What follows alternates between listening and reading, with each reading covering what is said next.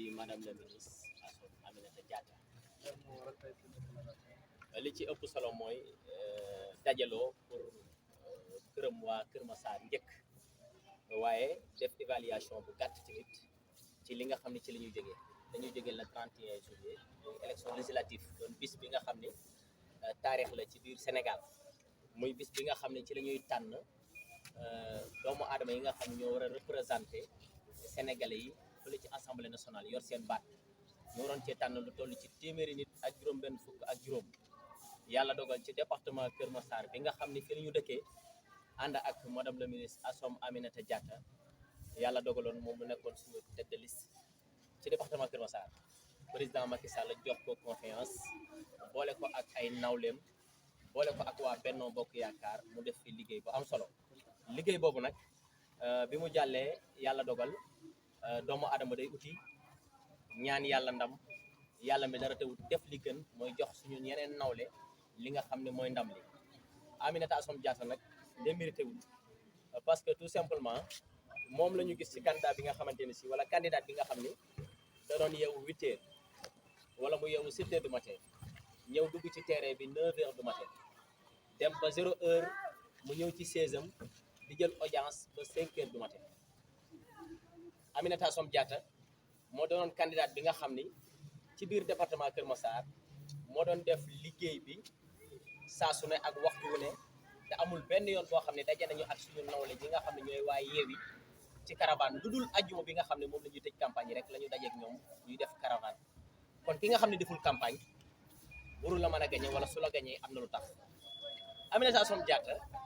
bi ko président Macky Sall di jox récépissé bi daf ko wax ni ko boo demee na nga ànd ak waa Benno Bokk Yaakaar yéen ñëpp ngeen bokk nekk benn parce que tout simplement gisoon nañu local yi seen xàjjalikoo moo taxoon 436 voix yi nga xam ne moom la waa Yewwi rawee mënoon na ñàkk ñu fàttali na local yi 13 liste moo amoon ci fi nga xam ne mooy commune bi Kër Massar Nord mooy commune bi gën a mag fi la madame la ministre Aminata Diatta dëkk 13 listes yi 7 listes yëpp liste parallèle la njabootu Benno Bokk Yaakaar ñoo ko yoroon bu ñu loolu dalee ñu gis ni Benno Yewwi mi ngi ko rawee woon 436 voix mu ñeenti téeméeri voix ak fanweer ak juróom benn président ne na ngeen bennoo ndax ki ci gën a néew ay conseil ci liste parallèle yi am nga ñaari conseil kon suñu bennoo gisoon nañ ni war a mën a gagné élection législative yi madame la ministre wàccee dara jàmm wàccee jëmmam tijji ay téléphone am tijji ay bureau ibbi ay buntu këram pour li ko président sant moo mën ko def 100% muy lan fexe ba njabootu bennoo ak moom nekk benn mu réussir ko 100% mbooleem ku yoroon liste parallèle àndoon nga ak madame la ministre Aminata Diatta ci élection législative yi nga xam ne moom la ñu génn te yàlla dogal amuñu ci ndam ci biir ànd boobu nag mu waroon doon àndu nawle waaye dañ ci gis lu xaw a dala di xel lu xaw a téye di xel mu jaaxal ñu lool muy li nga xam ni bi élection législative yi jàllee jot nañu ay audio yu bàyyikoo ci ay nit di jabootu bennoo bi nga xam ne madame la ministre Aminata Diatta seeti woon na leen bañ ñu ko daañu ànd ak yow daañu jàppale président ndax président rek moo ñu ñor ñu déggaat ni def nañu ay audio wax seen njaboot ni leen bu ñu woteel bennoo ndax bu ñu woteelee bennoo madame la ministre mooy doon patron bi ci département bi comme kon ñun dañuy dee politiquement ñu gisaat ni loolu lépp bi mu amee madame la ministre génne woon na ay moyens yu bari sans condition jox ko ñi nga xam ne ñooy kilifay bennoo yi génnee lépp loo xam ne mooy matériel jox ko li nga xam ne ñooy kilifay bennoo yi ci département bi yëpp nag laa wax waxuma ci benn commune ci département Kër Massar bi yëpp pour ñëpp xàccandoo ñëpp dóorandoo mais dañ doon gis tous les jours tout le temps moom rek moo doon nekk ci terrain bi ak ñu néew ci leader yooyu ñu gis ni nag bi loolu amee ba mu jàll ñu gis ni kon la ñu waxoon bennoo moo trahir bennoo kon jaadu na nag ñu xamal waa Sénégal jaadu na ñu xamal département Kër Massar waaye jaadu na ñu xamal ndeyu mbili gi ndax fu wal mburu tudd dëkk ndeyu mbili gi mooy kan président Macky Sall ñu xamal ko ni ko li nga dénkoon madame la ministre Aminata Diatta ku ko attan la ñu xamal ko ni ko li nga santoon madame la ministre Aminata Diatta def na ci li nga ko santoon ba def ci lu kawe njort lu raw li nga ko santoon amaana nag ñenn ci sa njaboot la nga leen dénkoon wala la nga bëggoon ci ñoom moom la ñu deful ngir ay calcul politique yoo xam ne am nañ ko ba tax na bi defet bi amee nag ñuy waxaat ni ñoo ngi féliciter président ci courage bi nga xam ne am na ko waaye ñu ngi koy sant di ko gërëm ci confiance bi nga xam ne am na ko ci madame la ministre Assome Aminata Diatta ba saa su ne muy firndeel ni ku am confiance ci moom te ku ko jàpp la madame la ministre it mu ngi lay wax ni ku am confiance ci yow te ku la jàpp la mi ngi lay seedeel ni benn kilifa politique rek la am muy tudd président Macky Sall muy njiitu réew bu APR di njiitu APR di njiitu réewu Sénégal di njiitu Benno Bokk Yaakaar ma lay firndeel ni fii ci département Kër Massar day rawatina commune Kër Massar Nord ñu ngi santaat bu baax waa cité gendarmerie ndax kat wane nañ ni Assome Aminata Diatta seen doom la foofu la dëkk foofu lay yeewoo ba tax na xawma fu mu ñàkk waaye foofu ca centre ba daf ko gagné massivement kon ñu ngi leen di sant mbooleem centre yëpp ñu ngi leen di sant waaye centre bi ñu ci gën a sant mooy cité gendarmerie ndax seen taxawaay waaye Kër Massar ci seen baat ñu ngi continuer di feddali seen ànd ak madame la ministre Assome Aminata Diatta waaye ñu ngi feddali seenu jàppoo ñu ngi feddali seenu topp gi ñu topp ci ginnaawam ndax kat moom rek la ñu fi am moom la fi taxawaayam doy bennoo moom la ñu fi gis mu ibbi ay buntam moom la ñu fi gis saa boo ko wooyee téléphone mu jël moom la ñu fi gis xeebul ngénte xeebul takk xeebul dëj xeebul céet xeebul sax ngondal lu ko waay évité mu jël temps ñëw jox la ko ku mel noonu nag boo ko amee da nga koy fonk te taxawu ko kon may wax président ni ko benn bëñ ci gémmiñ day fonk te weex tàll fii ci département Kër Massar nag madame la ministre Assome Aminata Diatta ci Benno Bokk Yaakaar benn bëñ la fi ci gémmiñ bu fonk te weex tàll ñuy wax ni ministre de commerce bi nga ko joxoon wane na ci njàmbaar wane na ci taxawaayam waaye Kër Massar dañoo wax ni doyul premier ministre bi nga xam ne yaa ngi koy xalaat xel yi ak xalaat yëpp dañoo wax ni mate na ko ndaw la sa ndaw la attan na ko te boo ko joxee dañ ci liggéey ba am solo ndax nag président Macky Sall ñi ngi lay wax ni ndaw ñi nga xam ne ñi ngi fii ci département Kër Massar yàgg laa sonal yàgg topp ci yow di daw te jotewuñ ci yow it jotewoo ci ñoom madame la ministre Assome Aminata Diatta mi ngi leen di jàpp di leen jàppale ndax sa jëmm ak Benno Bokk Yaakaar lii mooy kàddu yi nga xamante ni si moom la ñu la jot a wax.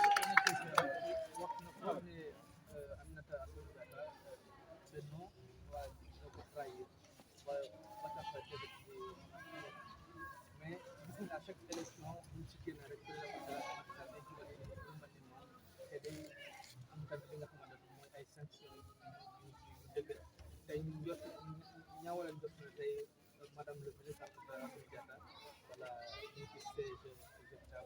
xam nga ñun mënuñu ñaaw njort ci diggante président Macky Sall ak madame le ministre Assome Aminata Diatta parce que tout simplement olof yi dañ ne ku def dégg ku defut doo dégg dara benn loxo du tàcc waaye benn lam du yëngu madame le ministre dañ ko jox ministre du commerce ni ko boo demee na nga jàppale waa bennoo te nga bennoo ak ñoom mu ñëw jàppale waa bennoo ak ñoom ñëpp ñu war a ànd campagne pour outil victoire nee naa léegi sama biir yi wax 7 heures du matin lay yeewu 9 heures lay dugg ci terrain bi 5 heures du matin lay tëdd kon 2 heures de temps la doon nelaw pendant 2 mois kooku nag kon amuñu sax xel ñaar ci ne président Macky Sall daf koy dolli na ko waaw góor waaye du ko wàññi ndax xam na taxawaayam ci département bi te li ko santoon mu ngi ci. à part loolu lan mooy jafe-jafe Kër Massar tey. mën naa xaar audio yi nga xam ne yéen a ngi koy wax parce que ñaari élection yi nii ngeen perte ko ngeen avancé yu mel noonu. loolu potum biir la potum biir duñ ci dugali presse suñu potum biir néeg la daañu ko fóot ci suñu biir néeg ñun waa Benno ba mu set te du jar omo du jar saabu bu jaree gupp ñu gupp ko presse bi audio yooyu pare wuñu pour jox ko presse bi te duñ ko jox presse bi ñunu neen la presse bi léeg-léeg ñu am audio yoo xamante ni si ñun duñu ko jox kon bàyyi leen ñëw suñu dañu gis madame la ministre doon defal jeunes ay financement yu bëri ci avant élection ñu doon laaj est-ce que après élection moom dina ko continuer du ci jóg bii gi wax na ni démb ci guddi dafa woote réunion mu ne dama war a am tukki bu gàtt semaine bii ñu jëm bala maa tukki dama bëgg financement yi nga xam ne moom laa war a defar femmes yi te waxoon ko ne leen bu élection yi jàllee laa bëgg ñu indi documents yi ñu def financement yi déposé ko ba pare ma doog a tukki daane jeunesse bitim ñeneen ñi nga xam ne commencé woon nañ financé ba jot lañ ay frigo ñeneen ñi jot ay machine ñaw ay piqueuse ñeneen ñi jot ay jakarta ñeneen ñi jot ay vélo 3 roues yi nga xamante ne si day liggéey diverses par jour mu ne ñi jot nañu gën a taxaw ci góorgóorlu ci seen petit entreprise yooyu ñu leen carrière ñu wane ci dara ñu jotagul nañu xaar te xam ne niñ leen ko diggee woon noonu nañ ciy jotee yéen femmes yi nga xam ne neewoon nañ leen indi leen seen ay documents ñu dugal ko bala maa tukki teel leen ko indi fexe leen ba balaa yàgg ngeen indi ko ñu mën koo déposé pour ngeen jot seen financement kon deful woon financement pour gagner wala pour perdre daf ko doon def ngir dafa gëm ne département Kër Massar moom moo fi nekk. financement yi gratuit la maanaam amul intérêt daal ci financement yi amul intérêt yëpp madame la ministre Assome Aminata Diatta daf ko liggéey ak banque bi financement bu mu ne intérêt amul mais moom moo jël ci poosam intérêt yi nit ñi waroon fay mu fayal ko nit ñi voilà. version française. ma dégg ci sa biir wax mu am noo waxee mu mel ni ci biir Benno Bokk Yaakaar dafa am ñu ngeen jàpp ni dañ leen a waroon jàppale wala dañoo waroon jàpp ci campagne bi dañoo téye seen i loxo ndax tey jii mën ngeen di ay éclaircissement wan ni ñooñu bon ñan nga bëgg a waxal wala ñan nga bëgg a def allusion ci wax loolu. xam nga buñ ñëw wuub sàccoog ki sàccut du daw buñ taxoon fii ñu ni wuub sàccoog ku daw nañ la dàq yaa sàcc buñ ne waa Benno dafa am ñu trahir yow mi bokk Benno jàkkaarloo ak man mii Modou Fall yëg ni trahiroo boo tëddee nelawal ba yandoor waaye yow mi doon trahir yow lay waxal loolu nag póotum biir néeg la moo waxat En français. voilà. Merci beaucoup. Voilà, merci beaucoup. Modou Fall. Voilà, la presse ici présente, donc nous vous remercions pour votre diligence et pour votre patience, parce qu'on a un peu tardé à reprendre. Donc, je vais lire la version française de cette déclaration de presse. Donc, pour me présenter, c'est professeur Ibrahima Traoré, je suis le coordinateur du pôle communication de Benno, particulièrement Benno Kër Massar Nord. Donc, déclaration de presse. Nous, militantes et militants de Benno Bokk Yaakaar Kër Massar, particulièrement Kër Massar Nord, en collaboration avec le pôle communication, nous tenons à partager avec la presse et les plus hautes autorités de notre coalition Benno Bokk Yaakaar, ainsi que l'opinion publique nationale et internationale, ses avis. Nous remercions les militantes et sympathisants qui ont voté massivement pour récompenser le bilan honorable du président de la République avec une majorité,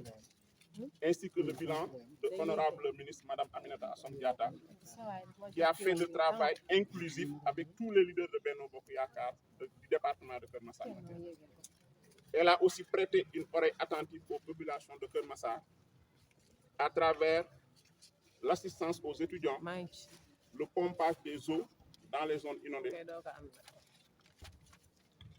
l'assistance aux communautés religieuses chrétiennes et musulmanes, le soutien aux délégués de quartier, ainsi que Badianou Gox, j'en passe. Nous lançons ainsi un appel à la plus haute autorité de notre coalition Benno Bokk Yaakaar, le président Macky Sall, après l'avoir félicité pour la majorité à l'Assemblée nationale, un appel pour exprimer notre souhait, nous, population de Kër Massar, au-delà de Benno Bokk Yaakaar, pour continuer notre compagnonnage avec Madame le ministre Aminata Assome Diatta. Nous exprimons une mention spéciale aux populations de Kër Massar, particulièrement les habitants de la cité gendarmerie 2, qui ont permis à Madame le ministre de gagner dans tous les bureaux de vote de son centre de vote. Enfin, Monsieur le Président de la République,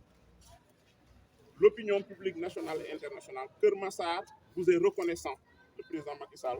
pour avoir élevé notre commune au statut noble de département. Je crois que Kër Massar est devenu département sous le magistère de Macky Sall. L'histoire le retiendra, Inch'Allah. Donc, pour avoir élevé notre département au rang noble, au statut de département. Ainsi, nous exprimons le souhait ardent de Kër Massar de continuer notre collaboration avec votre ministre et non moins serviteur de Kër Massar, Madame le ministre Aminata Assome Diatta. Je vous remercie de votre attention. Qu'est-ce qui explique la débâcle de Kër Massar à l'issue de ces législatives? Bon, c'est vous qui utilisez le mot débâcle, mais nous ne pouvons pas utiliser le mot débâcle. Voilà, je crois que les élections que nous venons de vivre ne sont pas des élections locales, c'est des élections nationales. Et tout le monde est unanime que Benno Bokk Yaakaar a la majorité si on fait le décompte de députés. Je crois que les institutions l'ont confirmé hier avec les résultats provisoires. Donc nous retenons que les élections législatives ne sont pas des élections locales, ce sont des élections nationales. Donc on ne peut pas parler de débat pour nous, pour Benno Bokk Yaakaar, parce que nous avons la majorité. Au niveau de Kër Massar, je crois que Madame le ministre a gagné son centre de vote. Je crois qu'en balayant, on doit commencer devant sa propre porte. Donc elle a bien nettoyé et bien balayé devant sa porte. Maintenant, Kër Massar, Madame le ministre n'est pas le seul leader de Kër Massar. C'est un ensemble de leaders. Vous avez vu qu'on l'a dit dans la version Wolof, il y avait au moins 7 candidatures parallèles pendant les locales. Je crois que pour gagner le département, il faut que tous les leaders du département s'investissent. Elle a gagné, que chacun gagne chez lui et on gagne. Et elle a gagné chez lui, chez elle. Justement, on parle de manière globale. Parce que si elle avait gagné, ce n'est pas seulement elle, mais c'est toute la coalition. Mais aujourd'hui, l'on retient que voilà, Benno a perdu au niveau de Kermassar. Qu'est-ce qui explique cette défaite de Benno au niveau de Kermassar? Parce que en Wolof, votre collègue l'a dit que Madame la ministre Aminata Assome Diatta a été trahie par les siens. Non, je crois qu'au sein de Benno, je ne vais pas utiliser le mot trahison, mais tout le monde n'a pas eu le même degré d'engagement qu'elle. Tout le monde n'a pas eu le même degré d'engagement qu'elle. Et je crois que ça peut être une raison, mais nous sommes dans le temps de l'évaluation. Je crois que nous aurons le temps ultérieurement de convoquer la presse, après avoir évalué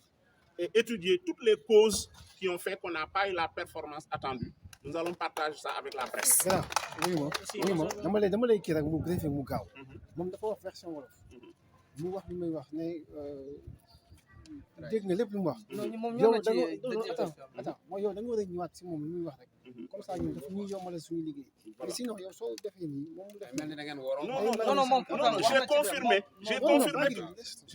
que tout le monde n'a pas eu le même degré d'engagement. Tout le monde n'a pas eu le même degré d'engagement. Si on souscrit à un engagement et qu'on n'a pas respecté cet engagement, vous êtes des hommes de la presse. Vous allez faire le commentaire qu'il faut.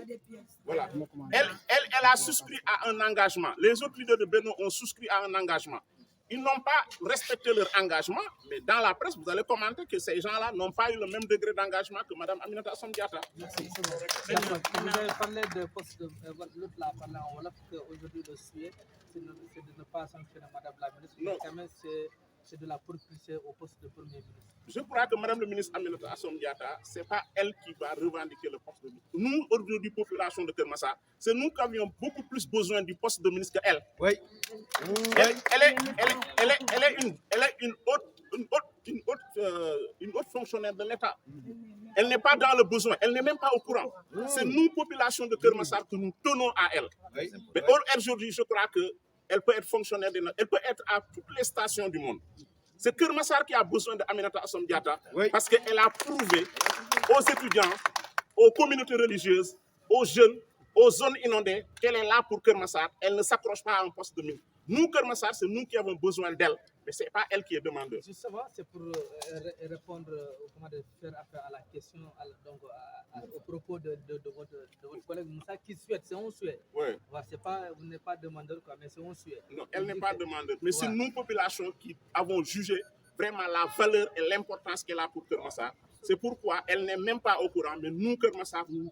réitérons et nous souhaitons, nous prions même le bon Dieu, vraiment qu'elle soit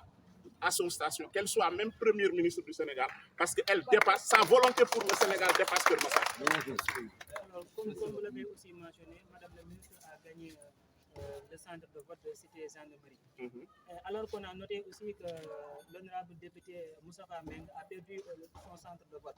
Pouvez-vous confirmer qu'il fait partie des gens qui ont demandé de voter contre Madame la ministre? Bon, je vous l'ai dit, je le réitère encore une fois, on est à l'heure du bilan. On est à l'heure du bilan. Tout ce qu'on peut vous dire et affirmer ici devant la presse, c'est que tout le monde n'a pas eu le même degré d'engagement et de fidélité au président Macky Sall que Mme le ministre Aminata Assome Diatta. Maintenant, nous allons évaluer, nous allons voir en visu quelles ont été les véritables causes de cette contre-performance, nous allons l'appeler ainsi. Mais on ne peut pas dire nommément qui a fait quoi, mais tout le monde n'a pas eu le même degré d'engagement et de fidélité, comme Aminata Assome Diatta a eu l'engagement et la fidélité au Massarois et au président Macky Sall. C'est bon. Merci beaucoup.